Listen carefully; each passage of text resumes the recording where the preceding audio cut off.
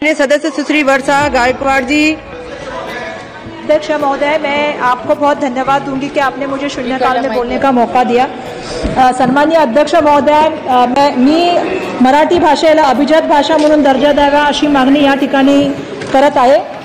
लाभले आम्हास भाग्य बोलतो मराठी, जाहलो खरंच धन्य ऐकतो मराठी, धर्म पंथ जात एक जाणतो मराठी, एवढ्या जगात माय मानतो मराठी, आमच्या मनामनात दंगते मराठी, आमच्या रंगरंगात रंगते मराठी, आमच्या उरात संस्वन्नते मराठी, आमच्या नसा नसात नाचते मराठी। आमची मराठी भाषा ही एक समृद्ध आणि प्राचीन भाषा आहे। या भाषेचा इतिहास जर बघितला तर तो हजारो वर्षापूर्वीचा इतिहास आहे। या भाषेतून लिहिलेले साहित्य आणि धार्मिक ग्रंथसंपदा अत्यंत महत्त्वपूर्ण आहे। मराठी साहित्याचे योगदान भारतीय संस्कृतीत विशेष स्थान राखून आहे। सध्या तमिळ, संस्कृत, तेलुगू, कन्नडा, मल्याळम आणि ओडिसा या भारतातील 6 राज्यभाषांना केंद्र सरकारने अभिजात भाषा म्हणून दर्जा दिलेला आहे।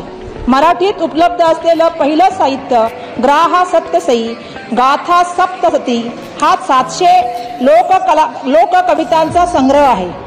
पैठणीच्या हाल या सातवाहन राजाने सुमारे 2000 वर्षापूर्वी 50 कवितांचा एक जो आहे तो कवितांचा संग्रह त्या ठिकाणी पुरावे दाखल केले। आम्ही या ठिकाणी मांडू इच्छिते। सातवाहनांची राजभाषा मराठी असल्याने त्यांचे जेथे जेथे राज्य होते तेथे तेथे या ग्रंथाची हस्तलेखिते मिळालेली आहेत। सातवाहनांचे संपूर्ण भारतभर राज्य होते आणि त्यांची राजवट इसवी सन पूर्वी 230 वर्षापासून जवळपास 400 ते 500 वर्ष होती। त्यामुळे मराठी भाषेचे वय 2000 वर्षापूर्वीचे आहे हे सिद्ध झालेले आहे। मराठी ही प्राचीन भाषा आहे, त्याचबरोबर तर तिच्या श्रेष्ठ साहित्यांची सातत्यपूर्ण परंपरा आहे।